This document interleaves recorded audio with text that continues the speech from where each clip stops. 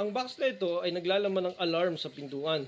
Kung mapapansin nyo sa Facebook, maraming sponsored video about sa alarm na ito. Na kapag natutulog ka or hindi mo alam may pumasok at binuksan ang pinto at nakaset ang alarm, mag-a-alarm siya. Kumuha ko ng sample para malaman kung totoo yung commercial. Subukan natin. Okay, ito ang laman niya. I-unbox natin.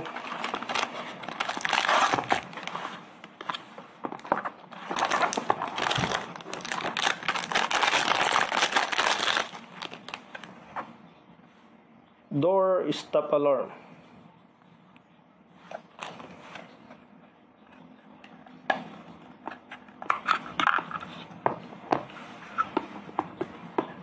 Malalaman natin kung totoo yung commercial at pe-prevent niya yung isang krimen na pwedeng mangyari. Kasi kung natutulog ka, ito ang positive at ang negative. Kung natutulog ka, tapos may pumasok sa kwarto mo, bubuksan niya ang pinto, pwede ka niyang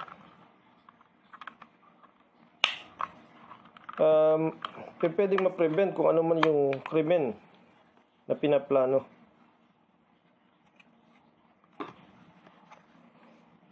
Sensitivity, high, medium, low. Try muna natin ang medium. Ito kasi, pag bumangga ang pinto dito, ibig sabihin may ipito. Okay, ito palang on and off. On. Try natin i-press kung mag-a-alarm nga. Oh, napakalakas pala. Subukan natin sa low. Baka magising ang kapitbahay. Try natin ulit. Dito. Press. Try natin sa pintuan. Baka naman dito lang. Try ko sa pintuan. Okay, ito yung door alarm. Try natin. I-open mo siya.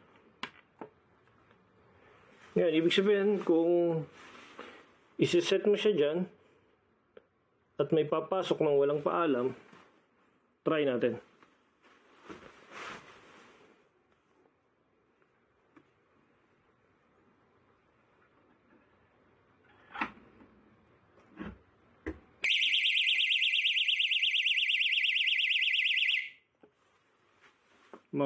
Mahusay talaga.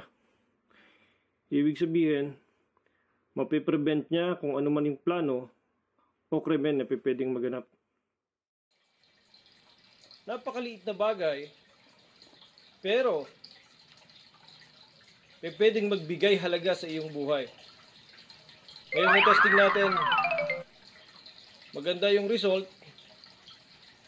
kaya mas magandang meron ka nito sa iyong bahay. Lalo na doon sa mga lugar na minsan nag-iisa, yung pamilya mo walang kasama. Sa panahon ngayon, ito ang mga inbensyon na kailangan natin. Kaya kung hindi ka pa nagla-like sa aking YouTube channel, like and subscribe para sa iba pang mga produkto na pwede nating subukan. Bago mo bilhin, at least na testing natin. God bless you.